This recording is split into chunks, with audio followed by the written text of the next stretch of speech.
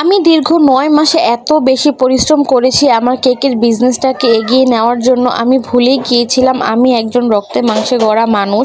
আমারও একটু ঘুরতে যাওয়া উচিত, আমারও একটু খোলা আকাশের নিচে যাওয়া উচিত। যাই হোক, ওই দিন আমরা চলে গিয়েছিলাম সোনারগাঁ। আসলে সোনারগাঁ হচ্ছে আমাদের চাচিদের বাসা। ওইখানে যেয়ে আমরা অনেক বেশি মজা করব সারাদিন, এটাই পরিকল্পনা ছিল। আলহামদুলিল্লাহ যাওয়ার পরে আমরা অনেক বেশি মজা করেছিলাম। আগের দিন তাদের রাতে অনেক বেশি ঝড় হয়েছিল, এটার জন্য একদম পানি জমে গিয়েছিল।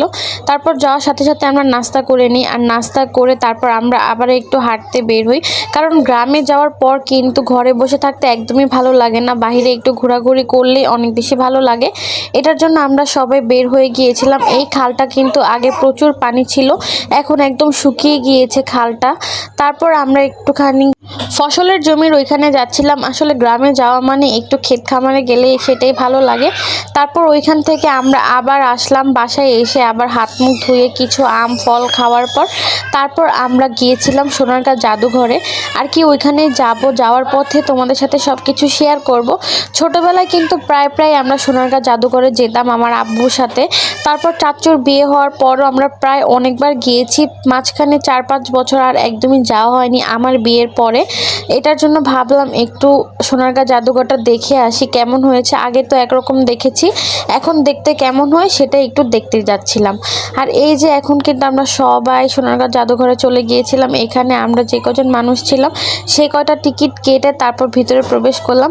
সবারই অনেক বেশি আনন্দ লাগছিল। এটা হচ্ছে রাজবাড়ি। রাজবাড়িতে ঢুকতে গেলে কিন্তু তোমাদের পার পার্সন 150 টাকা করে টিকিট লাগবে। আগের থেকে অনেক বেশি উন্নত করা হয়েছে জাদুঘর। আর এই সবগুলো পুকুরের ভিতরে কিন্তু একদম পানি কমে গিয়েছিল। আমি সিঁড়ি দিয়ে নামছিলাম আর ওইখানের পানিগুলো দেখে আমার অনেক ভালো লাগছিল। ইচ্ছে করছিল গোসল করতে, কিন্তু পানিটা একটু নোংরা, আর ওইখানে যেহেতু ঘুরতে গিয়েছি গোসল করা সম্ভব না। এটার জন্য পুকুরের ওইখানে কিছুক্ষণ বসেছিলাম। আর ওই দিন যেহেতু হালকা একটু রোদ ছিল, ওয়েদারটা কিন্তু অনেক ভালো লাগছিল। আর নিজের পাটা একটু ভিজালাম পানিতে, কারণ পানি দেখলে ভাই আমার একদমই মন টিকে না। মনে হয় আমি একটু পানি ধরি, পানি একটু করি। আর এই তো কোরানের পাখিগুলো সুন্দর ঘুরতে আসছিল, ওদেরকে দেখে আমার অনেক ভালো লেগেছে। উপর থেকে একটু ভিউ নেওয়ার চেষ্টা করেছি জাদুঘরের ভিতর থেকে। আর জাদুঘরের এখানে কিন্তু অনেক কিছু আছে, অনেক স্মৃতি, এখানে অনেক ছবি আছে। এগুলো দেখে কিন্তু অনেক ভালো লাগে। আসলে আমরা তো অনেক আগে দেখেছি, এখন আমাদের বাচ্চাদেরকেও দেখিয়ে নিয়ে আসলাম, কারণ বাচ্চাদেরকে এগুলো দেখানো আমার কাছে মনে হয় অনেক বেশি গুরুত্বপূর্ণ। তারপর সবাই ওইখানে ওই যে দোলনা রাইডে উঠবে, সব বাচ্চারা উঠেছিল। তারপর আমরা এখানে ঝালমুড়ি পেয়েছি, ঝালমুড়ি নিলাম। এই ঝালমুড়িটাতে এত বেশি ঝাল ছিল, আসলে দেশের মানুষরা কিন্তু অনেক বেশি ঝাল খায়।